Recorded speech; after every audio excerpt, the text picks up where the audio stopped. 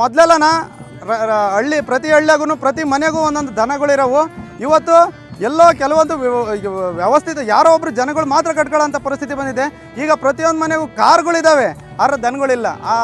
ಅಂಥ ಪರಿಸ್ಥಿತಿ ನೋಡೋ ಪರಿಸ್ಥಿತಿ ಇವತ್ತು ಎಲ್ಲರಿಗೂ ಬಂದಿದೆ. ಮುಂದೆ ಇನ್ನೂ ಬೆಳೆಯೋ ಮಕ್ಕಳಿಗೆ ಈ ಕಾನ್ವೆಂಟಿಗೆ ಕಳಿಸ್ಕೊಂಡು ಕೂತ್ಕೊಂಡಿರೋ ಟೈಮ್ನಾಗೆ ಅವ್ರಿಗೆ ದನಗಳನ್ನ ಬರೀ ಪಿಕ್ಚರ್ನಾಗೂ ಮತ್ತು ವಸ್ತು ಪ್ರದರ್ಶನ ತೋರಿಸುವ ಅಂಥ ಪರಿಸ್ಥಿತಿ ಮುಂದೆ ಬರೋ ಅಂಥ ಕ್ಷಣ ಏನು ಜಾಸ್ತಿ ದಿನ ಇಲ್ಲ.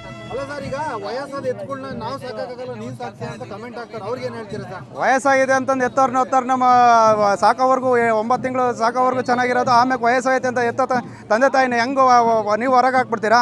ಅದೇ ರೀತಿ ಅದನ್ನು ಕಟ್ಕೋಬೇಕು, ಕಟ್ಕೊಂಡು ಬಾಳಬೇಕು. ಮತ್ತು ಅದಾದಮೇಲೆ ಅದನ್ನು ನಾವು ಜೀವ ಸಮಾಧಿ ಆದರೂ ಮಾಡಬೇಕು. ನಾವು ಮೊದಲೆಲ್ಲ ಮಾಡಿದ್ದೀವಿ ಆ ಥರನ. ಅದನ್ನ ಎಲ್ಲರೂ ಮಾಡಬೇಕು. ಕಮೆಂಟ್ ಹೊಡೆಯೋದಲ್ಲ, ದೊಡ್ಡಸ್ತಿಗೆ ಅಲ್ಲ ಕಮೆಂಟ್ ಹೊಡೆಯೋದಲ್ಲನ. ಅದನ್ನು ಕಟ್ಕೊಂಡು ಬಾಳ್ತಾರೆ. ರೈತರಾದ್ರೂ ಬಾಳ್ತಾನೆ. ಆಗದಿಲ್ದಾನು ಸೀಮೆಸಿ ನಿಂತು ಜೋತ್ ಬಿದ್ದಾನು ಹೋಗಿ ಅವನು ಕಸಾಯಿಕನಿಗೂ ಕೊಡ್ತಾನೆ, ಕಟುಗರಿಗೂ ಕೊಡ್ತಾನೆ.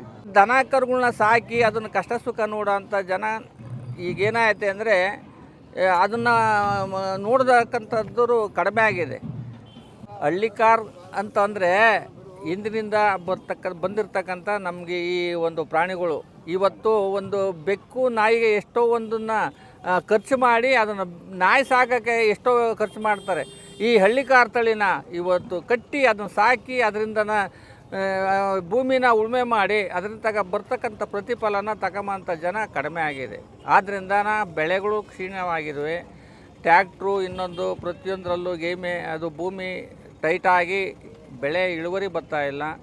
ಆದ್ದರಿಂದ ಜನಗಳು ಹಳ್ಳಿಕಾರ್ ತಳಿ ಉಳಿಸ್ಕೊಂಡು ಅದರಿಂದ ಗೇಮೆ ಮಾಡಿ ಅದರಿಂದ ಉಳುಮೆ ಮಾಡಿ ಒಳ್ಳೆಯ ಒಂದು ಬೆಳೆನ ಉತ್ತಮವಾಗಿ ತಗೋಬೋದು ಅಂತ ಒಂದು ಭಾವನೆ. ಟ್ಯಾಕ್ಟ್ರು ನೀವು ಹಸ್ಗಳಲ್ಲಿ 2 ಅವರ್ಗೆ ಟ್ಯಾಕ್ಟ್ರು 10 ನಿಮಿಷಕ್ಕೆ ಗೇಜ್ ಬಿಡ್ತದಲ್ಲ. ಒಂದು ಮಾತು ಹೇಳ್ತಿದ್ದೀನಿ ಸರ್, ಯಾಕಾಗಿ ಹಿಂಗೆ ಬಂದಿದೆ ನಾನು ನಿಜ ಹೇಳ್ತಾ ಇದ್ದೀನಿ. ಮನೆಯಾಗ ದನ ಇದ್ರೂ ಗೇಯ ಮನುಷ್ಯರು ಇಲ್ದಂಗೆ ಆಗಿದೆ. ಮನುಷ್ಯರು ಕಷ್ಟಪಟ್ಟು ಉಳುಮೆ ಮಾಡೋ ಅಂಥ ಜನ ಇಲ್ಲ. ಬೆಳಗ್ಗೆ ಎದ್ದ ತಕ್ಷಣ ಹೊಲ ಗೇಯ್ತಿದ್ವಿ. ನೀನು ಟ್ಯಾಕ್ಟ್ರಿ ಇವತ್ತೇನು ಗೇಯ್ತಿದ್ದೆ 2 ಬಾಳ ಮಡಿಕೆ. ನಾನು ಬರೀ ಒಂದು ಜೊತಿನಲ್ಲಿ ಕಲ್ಲು ಎತ್ತಿಕ್ಕಾಗ್ತಿರಲಿಲ್ಲ. ಅಲ್ಲಿಗೆ ಹೋಗಿ ಕಲ್ಲಿರೋ ತಕ್ಕ ಹೋಗಿ ಅದ್ರ ಮ್ಯಾಗ ನೇಗ್ಲ ಮ್ಯಾಗ ಇಟ್ಕೊಂಡು ಹೊಲ ಗೇಯ್ದು ಉಳುಮೆ ಮಾಡಿ ಬೆಳೆ ಬೆಳೀತಿದ್ದು. ಒಂದು ಸಾರಿ ಆ ಥರ ಬೆಳೆನ ಎಷ್ಟೋ ಸುಮಾರು ಇವತ್ತು 10 ಎಕರೆಗೆ ಮಾಡಿರೋ ಆಗಲ್ಲ, ಅವತ್ತು 4 ಎಕರೆಗೆ ನಾನು ಬೆಳೆದಿದ್ದೆ. ಇಳುವರಿ ಕಮ್ಮಿ ಆಗೋದಕ್ಕೆ ಏನು ಕಾರಣ? ಅದೇ ಉಳುಮೆ ಮಾಡೋದು ಈಗ ದನಗಳಿಂದ ಮಾಡ್ತಕ್ಕಂಥದ್ದು ನಿಂತೋಗಿದೆ. ಟ್ಯಾಕ್ಟ್ರಿಂದ ಎಲ್ಲ ಉಳುಮೆ ಮಾಡಿ ಭೂಮಿ ಎಲ್ಲ ಟೈಟ್ ಆಗ್ತೈತೆ. ಟೈಟ್ ಆದ್ರಿಂದಾನ ಅದು ಇಳುವರಿ ಬರೋಕ್ಕೆ ಸಾಧ್ಯ ಇಲ್ಲ ಸರ್. ಇದು ಹಳ್ಳಿಕಾರ್ ತಳಿ ಇವತ್ತು ಪಟ್ನಾಯಕನಹಳ್ಳಿ ಸ್ಫಟಿಕಪುರಿ ನಂಜಾವಧೂತ ಮಹಾಸ್ವಾಮೀಜಿಗಳ ಸನ್ನಿಧಿನಾಗೆ ಇವತ್ತು ಒಂದು ಹಳ್ಳಿಕಾರ್ ತಳಿನ ಉಳಿಸ್ಕೋಬೇಕು ಅನ್ನೋ ಥರನ ಇವತ್ತು ಹೊಡ್ಕೊಂಬಂದಿದ್ದೀವಿ. ಇವತ್ತು ಒಂದು ಮೆರವಣಿಗೆನಾಗೆ ಇವತ್ತು ವೀಡಿಯೋದಲ್ಲಿ ನೋಡೋವಂಥ ಒಂದು ದನನ ಇವತ್ತು ಪರಿಸ್ಥಿತಿ ಬಂದಿದೆ. ಇವತ್ತು ಹಳ್ಳಿಕಾರನ್ನ ಉಳಿಸ್ಬೇಕು ಆದಷ್ಟು ಜನ. ಅವತ್ತು ನಾವೆಲ್ಲ ಹಳ್ಳಿಕಾರ್ಗಳು ಎತ್ತುಗಳನ್ನ ನಾವು ಬೆಳಗ್ಗೆ ಎದ್ದರೆ ಎಲ್ಲ ರೈತರು ಹೇಳೋರು, ನಾವು ಅದ್ರ ಮುಖ ನೋಡಬೇಕು, ನಾವು ಬಸವಣ್ಣನ ಮುಖ ನೋಡಬೇಕು, ನಮ್ಮ ಮನೆಗೆ ದನ ಇಲ್ಲ ಕಣಪ್ಪ ಅಂತಂದು ಬಂದು ನಮ್ಮ ಅಪ್ಪನ ಹತ್ರ ಬೆಳಗ್ಗೆ 4 ಗಂಟೆಗೆ ಬಂದು ಕಾಯ್ಕೊಂಡು ಕೂತ್ಕೊಳ್ಳೋರು.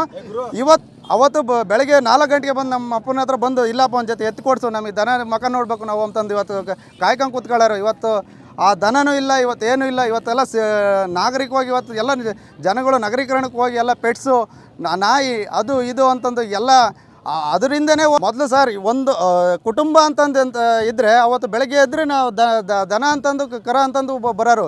ಇವತ್ತೇನಾಗಿದೆ ಸರ್? ಇವತ್ತು ಪರಿಸ್ಥಿತಿ ಇವತ್ತೇನಂದ್ರೆ ನಾಯಿ ಕರ ಅಂತಂದು ಓಡಾಡ್ತಾ ಇದ್ದಾರೆ. ಅದೆಲ್ಲ ಅಲ್ಲ ಸರ್. ಈ ಹಳ್ಳಿಕಾರನೇ ಮೂಲ ಹಳ್ಳಿಕಾರು. ವಿಶೇಷತೆ ಏನಪ್ಪ? ಮುಂಚೆ ಗೇಮೆ ಮಾಡ್ಬೇಕಾದ್ರೆ ಹೆಂಗಿತ್ತು, ಈಗ ಟ್ರ್ಯಾಕ್ಟರ್ ಬಂದ್ಮೇಲೆ ಏನೇನಾಯ್ತು ಹೇಳ್ರಿ? ಹಳ್ಳಿಕಾರ್ನಾಗೆ ಮೊದಲು ಉಳುಮೆ ಮಾಡ್ಕೊಂಡು ಜನ ಎಲ್ಲನ ಅವತ್ತು ದಷ್ಟಪುಷ್ಟವಾಗಿದ್ದರು. ಮತ್ತು ಅವತ್ತು 1 ಎಕರೆಗೆ 10 ಪಲ್ಲ ಬೇಕಾದ್ರೆ ರಾಗಿ ಬೆಳೆಯೋರು.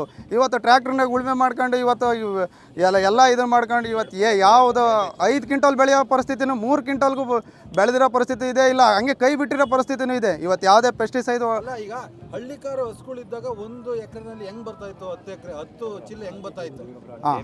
ಗೇಮೆ ಮಾಡ್ತಾರೆ. ಮೊದಲು ಸರ್ ಈ ಹಳ್ಳಿಕಾರನ ತಳಿನಲ್ಲಿ ಉಳುಮೆ ಮಾಡಬೇಕಾದ್ರೆ ಜನಗಳು ದಷ್ಟಪುಷ್ಟವಾಗೂ ಇದ್ದರು.